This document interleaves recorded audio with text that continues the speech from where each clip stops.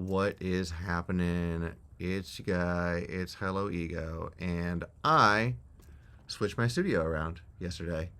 This is what I was always looking at in previous videos behind me right now. And now I'm looking at what you were looking at. I just kind of 180'd the whole thing, and I'm really loving it. I think it makes a lot more sense. It's got a lot more room. It's logical. It sounds pretty good. So I'm stoked about it. Anyway, today I want to talk about Corpus. So Corpus is one of those devices that I hadn't really played around with very much for a while. I mean, I used to use it a lot, but I kind of fell off using it, and it's re-found its way back into my workflow recently. So I figured I'd make a little video about it, talk about the device and some of the interesting ways that I've been using it. So to begin with, what is Corpus? Corpus is a physical modeling resonator. When I say physical modeling, basically what that means is, like any resonator, you have to input a sound into it in order to get any sound out. And once you input a sound, that will excite the resonators in there. Resonators are just a series of delays that cause a resonating, almost quasi-reverberation sort of sound effect. Now, Corpus does this in a way that actually models the sound of physical objects. Things like, for example, if we go down here, beams, marimba, like the mallet instrument, they have what do they call those? I should know. I work with marimbas all the time, but doesn't matter. Marimbas, strings, membranes, like drums, plate, right? You can think of this as like a sheet of metal or a reverb plate. Pipes and tubes. The difference between pipe and tube, I think, being that pipe sounds a little more metallic, like a metal pipe, and tube sounds a little more plasticky, like a big PVC tube or something like that. So these are the different algorithms. These are the different types of material that you are emulating by using Corpus. And you can change their parameters all over across this entire thing to get different tones. So let's just dive into this. In order to begin showing you a little bit about what this does, I pulled up a spectrum, and I just have a long sine wave tone here. Now, I'm using this particular sine wave tone because there is some imperfection. I think it was sampled off of some test gear, and it's got a little bit of this like low-end noise and harmonics, so it's like not a perfect sine tone. The reason why I'm using a not perfect sine tone rather than just like something out of operator is because that little imperfection will excite the resonators and cause resonation to happen. See all that junk down there that's moving around, all the noise and, right? I think actually if I put an OTT in front of it, that might work a little better. We'll find out, but.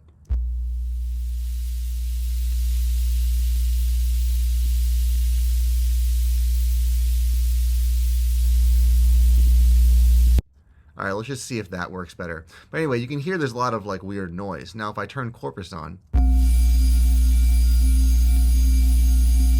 all that noise is going to excite the Corpus, and now you see we've added a whole bunch of harmonics.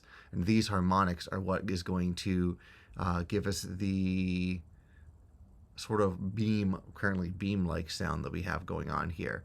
Now, we can adjust the decay of this, which is not going to do very much right now because I am using a single long tone. But if I were to go back to these little plucks I made,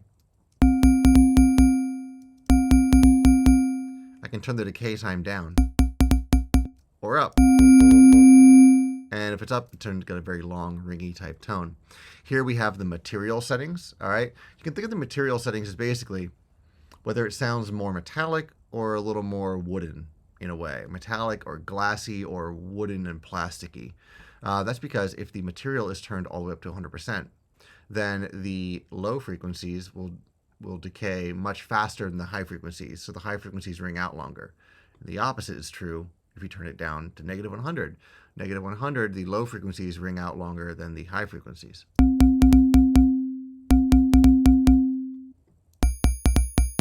See how that sounds a little more metallic, like we're hitting like the top of like a little teeny tiny metal tube beam, I guess.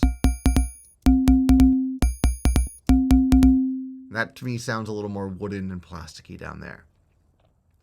Just wanted to take a quick second to say, if you like this tutorial and you want more information like it, I have a Patreon where I offer monthly tutorial videos, sample packs. I also have a website, abletonprivatelessons.com, where you can go ahead and book a session directly with me so we can up your music production skills. All right, back to the tutorial now. Next thing I want to talk about is this medium, eco, low, high. This is more or less just a quality setting, all right? So if you change the quality to eco, you get a different type of sound versus high. Do you see the presence of higher harmonics? Right, and that's basically all that does. It's like you can get different tones. Sometimes eco sounds better than high, and just because high quality doesn't necessarily mean the right sound for you. So explore all of these and see what the right sound is for you. Next, we have width. All right, so this is the width between the left and the right resonators. So this one actually has a set of resonators for the left side, a set of resonators for the right side. And the width will adjust the spread between them. At 100%, it's fully spread, so you get like a full stereo image out of this. But if you put it in the middle, then it's mono.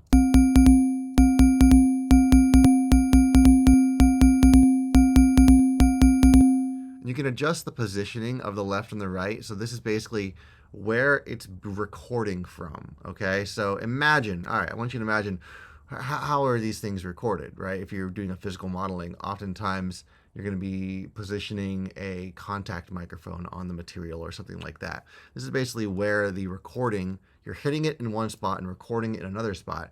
And this is where you are adjusting where that recording is being taken from. So higher values are closer to the edge of the material, and lower values are more in the middle. If we turn the, let's actually go over to this again.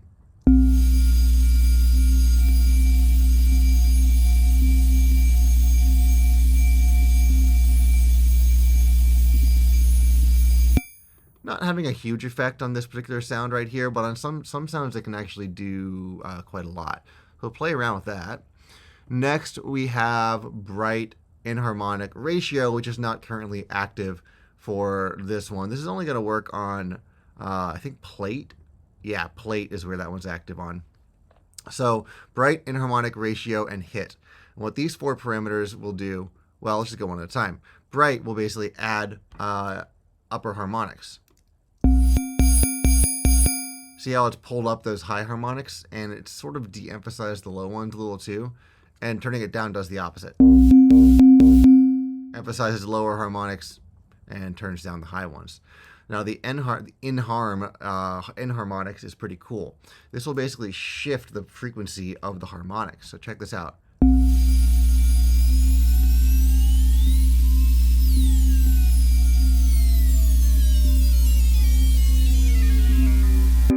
You can see these harmonics moving all around. It's kind of like a frequency shifter in a way. It works on similar principles anyway, but it's a really, really cool way to kind of get some clustered harmonics.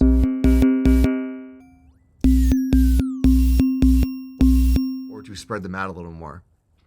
So hit is basically now where you're going to be hitting the parameter, all right? Hit is, I think it's, what is it? Down at 0, it's right in the middle, I'm pretty sure. So down in the middle, it sounds like you're hitting the object right in the middle of whatever that object is, and turning this up moves that further and further out towards the edge. Probably easier to hear at the pluck.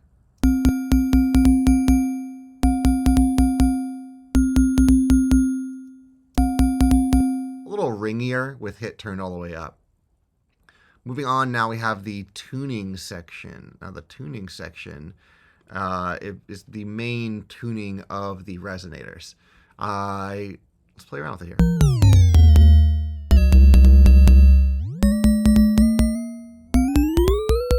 And actually, I'm going to turn the dry wet all the way up here. So now we're getting only the resonator sound. We're not getting any of the original plucks coming through.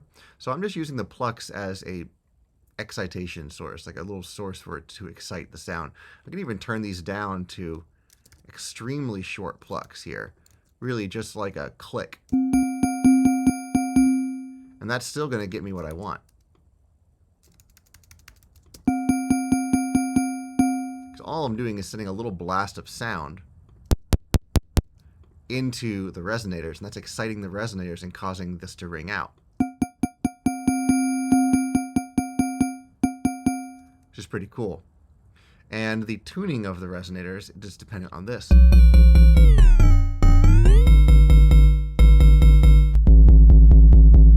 You can get some pretty cool basses this way.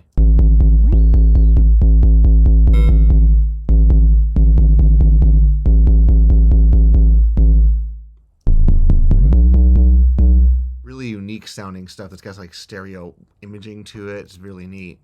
Now you might notice that underneath the tuning we have the note and then a detune amount, or rather the amount that is detuned off of this note. You can see at D sharp 1, it's negative 34 cents underneath D sharp 1. That says what it says right there.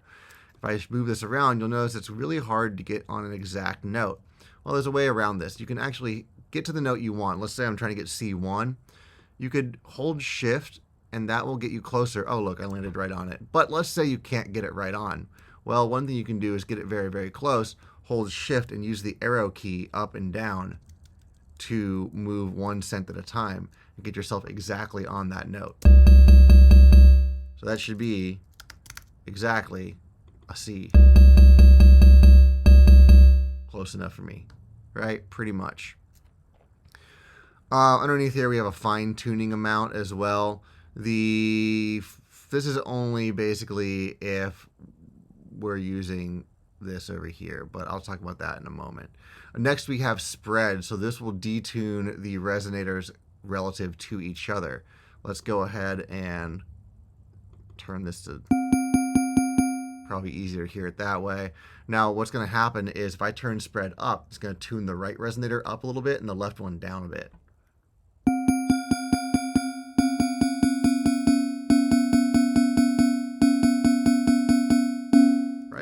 I think so anyway. Let's just take just the right channel. Other way around actually. It seems like it turning this up tunes the right resonator down and this tunes the right resonator up. And if I were to switch this to the only lift on the left side. Yeah, you hear that? So now we're going to turn this off. Just a little bit of a detune on them to give it some more stereo spread if that's what you want. Next, while we're on the subject of frequency, let's go ahead and dive into that sidechain I mentioned earlier. All right, so we've got this little sequence going on right here. Let me add a fresh corpus onto this. A fresh corpus. We'll go ahead and turn the dry wet all the way up to well, no, we'll keep it at 50 for right now because I want to demonstrate how you can get this to actually pitch track.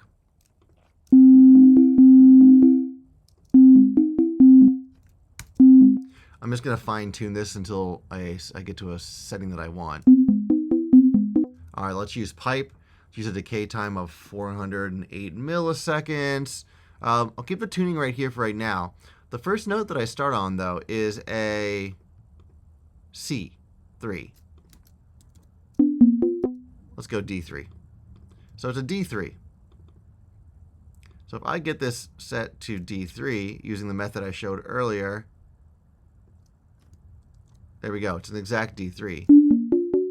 However, it's not really following along with the notes I'm playing. It's still just a D every single time. So we have the notes of the operator changing, but the corpus notes are not changing.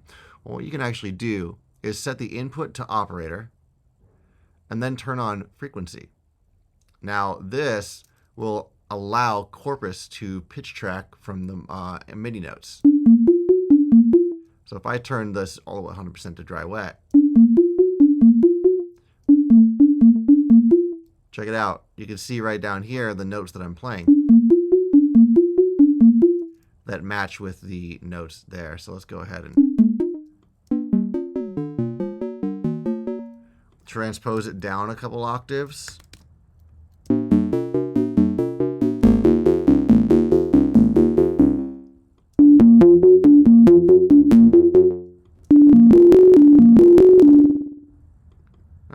not transposed down that low. Interesting.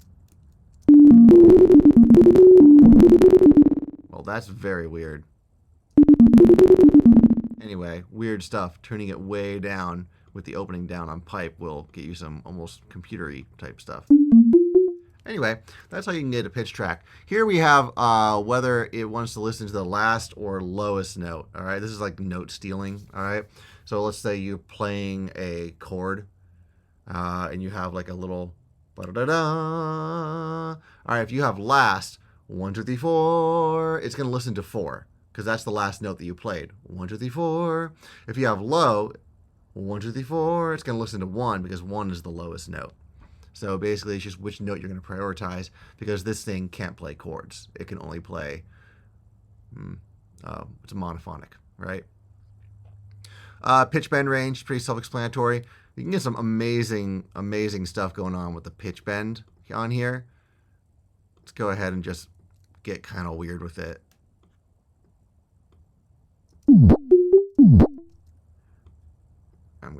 I'm gonna make weird shapes in here like that.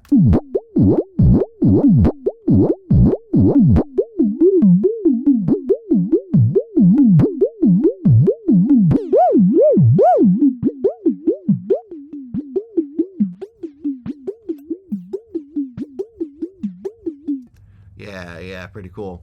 Let's undo that though because that's complete chaos. Delete. Next, we have this off decay. All right, so MIDI note off messages will mute the resonator, is what that means. So basically, if you have a single pluck like this, we have a long resonator.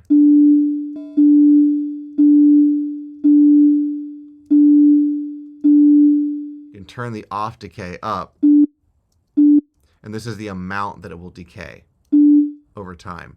So it's kind of counterintuitive in that you have to turn it up for it to be shorter. But you can see now that if the MIDI note, like let's go ahead and add a note length in here. And we will set the note length to something quite short.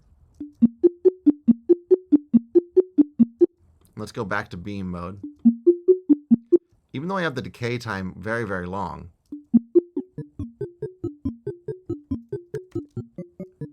it's going to clip off the end of the resonator as soon as this note is done playing. Remember, the note lengths are only 34 milliseconds, so they're like tiny little plucks, kind of like I had up here. If I turn the Corpus off, this is what we hear. Oops, I turned the wrong Corpus off. Right? There we go. Now it's a little pluck.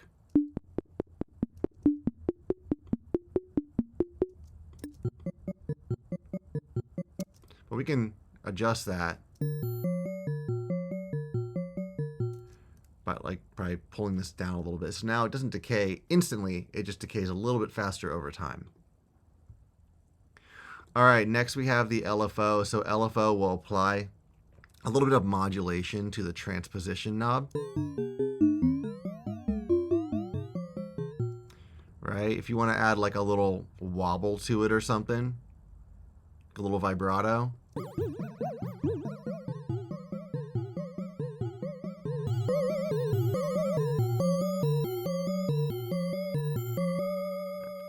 Pretty cool. I usually find that vibrato works at best around 7 hertz or so. It's approximately the rate. Like you listen to like a flute player or a violin, they go, and they start to kind of like do the little vibrato sound. It's usually approximately around 7 or 8 hertz that they're doing that at. We also have phase. So here we can adjust the phase of the LFO. All right, if we have this set to stereo mode, we can turn the phase up. Let's make this more obvious and a little slower. So turning the phase up will basically, if it's at 0, then both of these are moving up and down at the same time like that. If the phase is at 180, they're moving opposite of each other. With which is going to give you a weird spinny stereo effect. Anywhere in between will basically just offset the two LFOs for left and right a little more. Next, we have the LFO, what is this mode called? I forget. A spin mode. So, oh, it literally says it right there. Okay, so what spin does is it will keep one of the LFOs stable, and it will modulate the rate of the other one. Kind of hard to explain. It's actually easier to explain using a sampler, because sampler has a little graphic that shows it in here. So if we switch this over to spin, and we turn the spin up, do you see how it's keeping one LFO stable, but it is moving the other one? And it's kind of creating a bit of a modulation over time on the other one. And what that really sounds like, or to add a tone here and just add my sine wave to it. There we go. Spin will, let's apply this one to the volume. There we go. You can listen, you'll be able to see it too with the meters. Oh, let's make that go on for much longer and be way faster.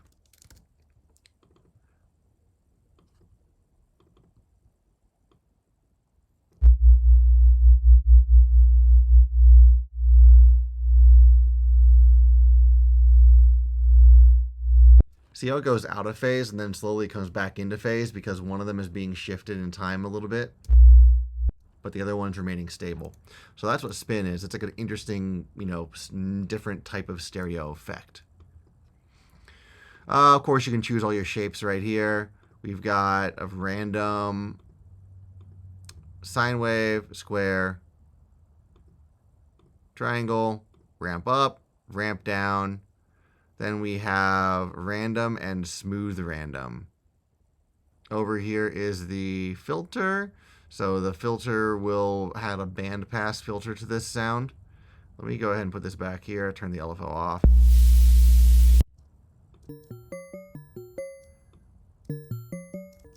Let's turn the bandwidth down to make them more narrow and sweep it around.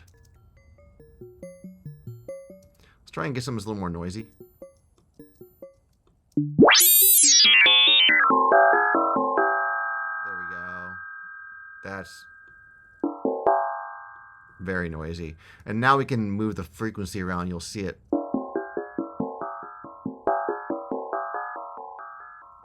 How it kind of filters out, right? It's only working, I mean, this is not the filtered signal. This is the only area in which it actually is creating sound.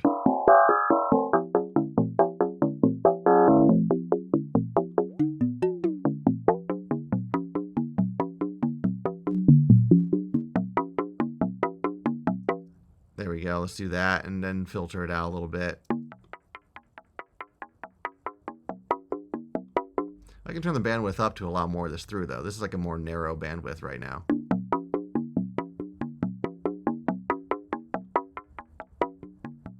Or I could turn it down to be very precise.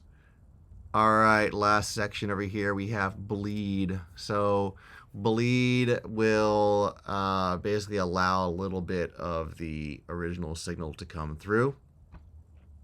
Turn this up. Let's turn the filtering off. And let's make this a little bit more obvious of a sound. There we go. So now that sound's happening. Hear how turning bleed up allows some of those higher frequencies back in again? This can oftentimes dampen high frequencies, so it might be nice to add a little bleed in there to bring some of those back again. Then we have your gain and we have your dry wet. Easy as that. So that is Corpus in its entirety. A complete rundown of this really cool resonator effect. Hopefully you found that useful, and hopefully you can use this in your own production and create some really strange resonator-y type sounds. All right, until next time. Just want to take a quick second to say, if you like this tutorial and you want more information like it, I have a Patreon where I offer monthly tutorial videos, sample packs. I also have a website, abletonprivatelessons.com, where you can go ahead and book a session directly with me so we can up your music production skills.